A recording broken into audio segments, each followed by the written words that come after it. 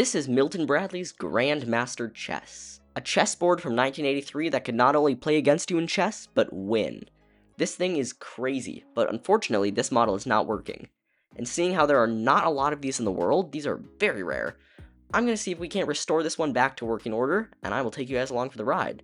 So it came with some instruction manuals. Let's Play Chess, which is funny, it's just an entire guide on how to play the game chess. I feel like if you were spending, it was $500 back then. I'll put up what that is in today's money with inflation on the screen. If you were spending that much on a chessboard, I think you might know a little bit about chess, but who knows, maybe you don't. Then here's the instruction book. I wish instruction manuals were like this nowadays. They are so detailed. It starts by just saying, like, welcome to Grandmaster Chess, and then it starts with just, like, telling you how to play your first game. This box has the chess pieces. A lot of these are apparently missing in these sets nowadays. These pieces are also nice. They're kind of weighted on the bottom, so they don't, like, tip over. And the board should just be able to, like, move them across like this. And then on the sides, here's where it puts a piece after it gets taken. Here's the power adapter. Indoor use only for Grandmaster. We'll go ahead and plug that in. We'll take a little look at the controls up here. These buttons, there's 8 of them, and there's a shift key, so there's effectively 16. Over here is kind of like the scoreboard. It tells you if black or white is to move, tells you if you're in check or checkmate. Let's go ahead and put those beautiful pieces onto this beautiful board. Alright, I've got the entire board set up. Let's switch this thing on. What happens is everything lights up, and then it just perpetually beeps. Do you hear that? It's so annoying. Look at that. That's not exactly good. Because the instruction manual said when it starts, it'll beep once. So something in there is, like, panicking and getting stuck, I'm thinking. Basically, I think there's 3 possibilities for what's going wrong. Number 1, probably the most likely, hardware failure. Something is getting stuck, not moving, some sort of gear or belt is just frozen or broken, and it just can't move to where it wants to. That would be the easy fix. Number 2 is a power issue. Maybe, this is 40-year-old solder joints we're talking about. We could have a cracked joint into a capacitor, meaning power just isn't getting where it needs to, and the startup sequence can't even finish because one of the computer chips can't get data. I have no idea. Or number 3, the worst one, because this one would be pretty much unfixable, would be that we have a dead computer chip or a dead motherboard. And that would just not be good. If anything, electronic was dead, because I don't know how to solder, at all. I want to learn someday. I certainly don't want to learn on 40-year-old lead solder. That would obviously be in this thing. So I really hope it's a simple electronic fix like a dead motor or something, because that I can handle. Alright, I've put all the pieces back in their box for safekeeping. Now I've got all my tools. Let's go ahead and see if we can get this thing opened up. We'll start by unplugging it, of course. Always unplug things before you work on them. Wow, that was actually kind of hard to unplug. Look at that power connector, it's just so funny, I've never seen one used before. As usual, we're going to start from the bottom. There's like this thing here, which makes me wonder if it was supposed to go with like a turntable, so you can turn around to people on like a table. I don't know why you'd want to do that. There's the serial number. I'll just take a quick shot of all the warning labels on the bottom of the box for archivable purposes. So looking at the edge of this thing, I see a lot of screws around the edge. So of course, the first rule of taking something you don't know how to take apart is to start with every exposed screw. I'm feeling the serial number sticker. I don't think there's a screw under there, which is good, so we won't cause any irreparable harm. Let's take the big red screwdriver and start working at these screws. These ones are really deep in there, and none of my screwdrivers are going to fit in there. Got a long screwdriver this time. Also some hand flashlights from Amazon, so I can see. Alright, so I've taken out every screw, and now the top kind of lifts up. Oh no, there's like ribbon cables. This is giving me flashbacks to the Virtual Boy repair. Alright, so I had to go remove some more screws, but now we can just take this entire top off. And it looks like all the control panels on the front was just a sticker. It's just some sort of capacitive touch sheet, and then these red lights on a board. This capacitive touch sheet also seems to go up under the entire chessboard, so that's what's sensing where your pieces are as well. I'm seeing electric motors. Some gear driver belts that seem to cover the entire length. There's like 2 electric motors, one on the left and one on the right. And there's 2 of these belts, but then they also switch back here. So there's another belt on this side. I don't know why there's 3 belts and 2 motors. You can also see inside there's a little wire. Actually, kind of a big one, so we'll figure out what that all means. I'm looking at the underside of the lid I took off. This entire thing is just a piece of paper held in by the world's oldest tape. There's no stickiness to that tape anymore. Hopefully we're just gonna hope it stays, you know? Wait, I wonder if there's 2 layers. And when pressure is applied, the two layers make contact, and electric signal is sent, allowing like a button press to be conveyed completely analog, just using electricity. I've never seen that used before, but I'm guessing that's how I would do it. I really hope there's nothing wrong with those sheets, because those would be a pain and a half to repair. So this motor driver belt goes here to some sort of wheel, and then this one goes across to the same kind of wheel, and I'm thinking there's a little piece under the board that moves the chess pieces, like a magnet that can move anywhere. So it makes sense that one of the motors controls the y-axis, that one, and then this one probably controls the x-axis, one to move it up and down and one to move it left and right. So when they work in tandem, they could reach any position on the board. I want to see if we can power this thing on while it's open, and be careful not to touch any live wires or anything, and see if we can see like what it's doing, if the motors even get a chance to move. Because when it turns on, I hear a big clanking sound, and I wonder if the motors attempt to move but get stuck or something. Because if one of the motors has just died, I mean, these look like fairly standard electric motors. I can find a replacement on eBay, hopefully. So, you know, operating anything while it's open is always slightly dangerous, so I'm just, you know, not going to touch any of those pins, because this thing seems to do 120 volts AC. Okay, that is quite a bit.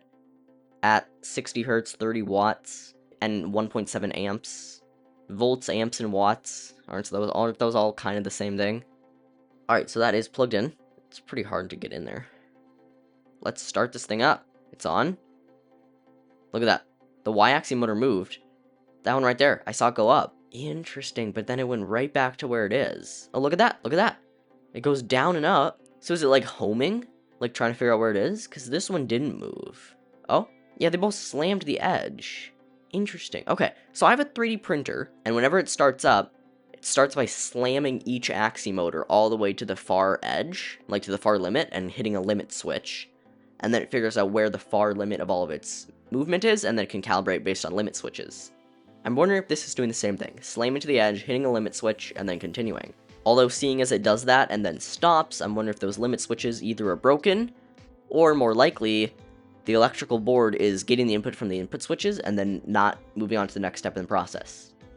Which could hint at an electrical problem, and I really hope that's not it. Alright, I figured we might as well explore deeper into this thing. You can't take the actual board off, it's held on by like welded plastic.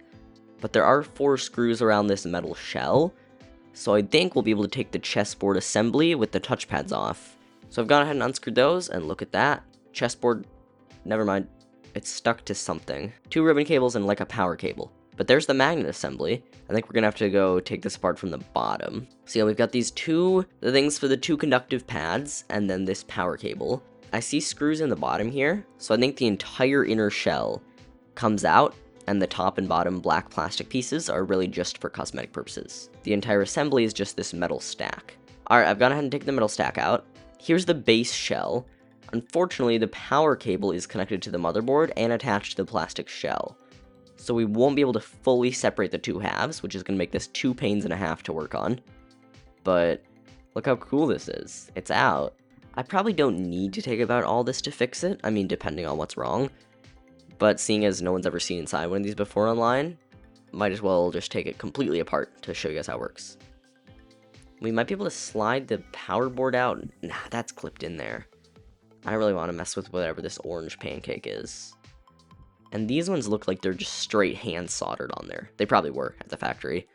But I did find out that we could unplug the power clip. Dang it, there goes my studio light. As I was saying, I did find out we can unplug this directly from the motherboard, which means this black shell is no longer part of the equation. We can go ahead and set this to the side. Time to flip this over and get a look at that motherboard. Here we are, the motherboard in all its glory. It's some sort of weird transparent green plastic. Look at all those capacitors. Then these are a ton of resistors attached to basically nothing, and then this black thing is definitely a speaker. So that's on the board right now, just for doing the beeps and boops. That chip right there is the main computer. There's a lot of other chips on this thing. Honestly, it's reminiscent of like an arcade board. Let me put up a picture of like a board from an arcade. They just have all these chips all over it. And then this board is just doing lights and stuff. So I've gone ahead and unconnected that. These connectors are fairly tough. And then I pulled out the ribbon cables. Although one thing about the ribbon cables worries me. They're corroded on both sides. Corroded ribbon cables are the worst thing ever. I mean, take it from someone who owns a Virtual Boy, and one of the displays is dead because one of the ribbon cables got unstuck and the traces don't line up anymore. I love this thing though. Virtual Boy's the coolest console. When ribbon cables go bad, you're in for a bad time. This is the connector that goes to the power. These two, I believe, give power to the motors. That's why they're right by all the resistors. Let's go ahead and unplug those. Man, they are really stuck in there. Hopefully we can get this whole board out. Then up here, those two, what do these go to? I don't know, let's unplug them anyway. Oh, they probably go to the limit switches. Look at that, nice red connector.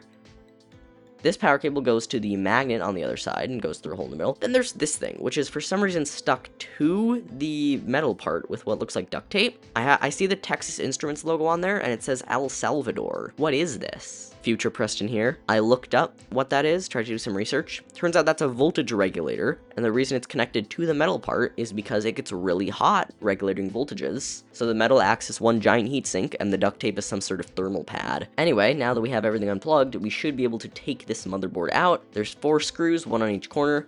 So I'm gonna go ahead and unscrew those, and then we can get a look at the bottom of this thing.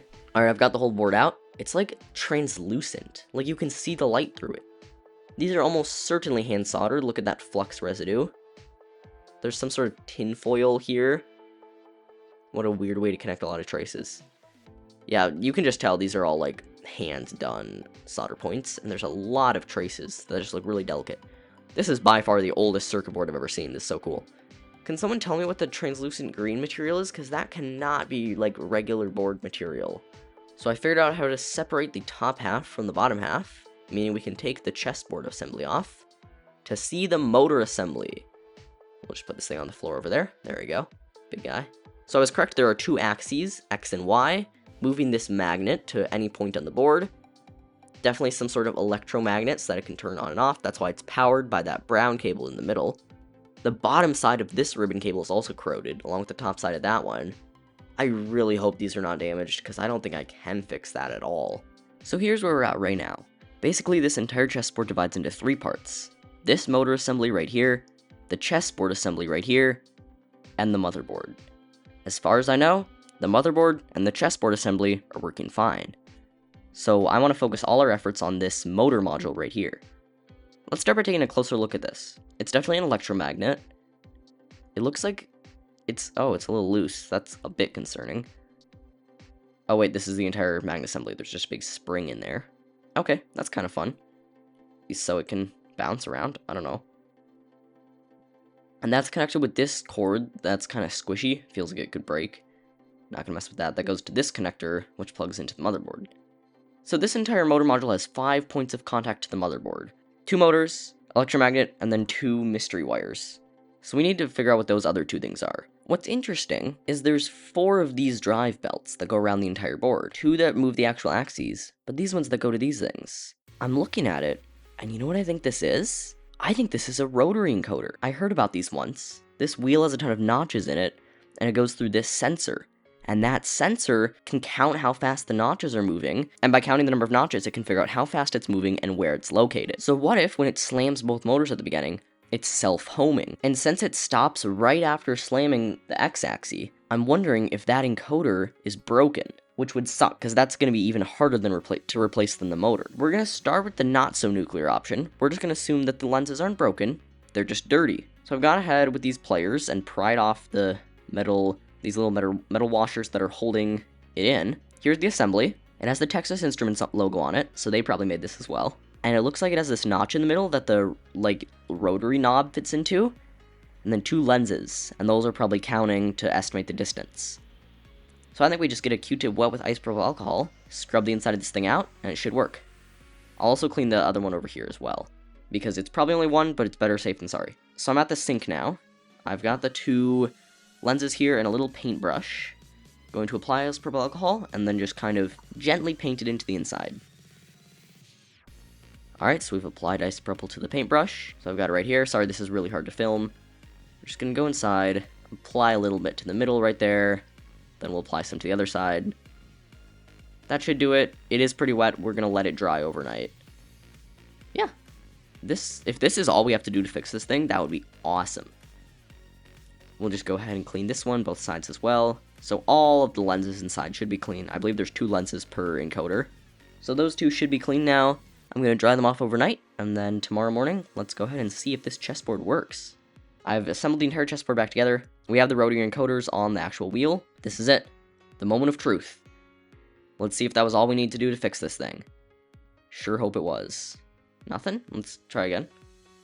Come on. Turn on. Alright, it's on. We got 1 light blinking. Motors are spinning. I think it might be working. Yeah, it's going. It got past the stage it did last time. I think that fixed it. Look at that. The electromagnet is moving. What it does at the beginning is it visits every spot on the board and lines up the piece in case it's not perfectly centered. So I think what it's doing right now, it's moving to every spot and lining up the chess piece, even though there are no chess pieces on it. So I'm going to put the top on now, grab all the pieces, set it up, and see if we can play an actual game with actual pieces now. I've gone ahead and put the top back on and put all the pieces on the board.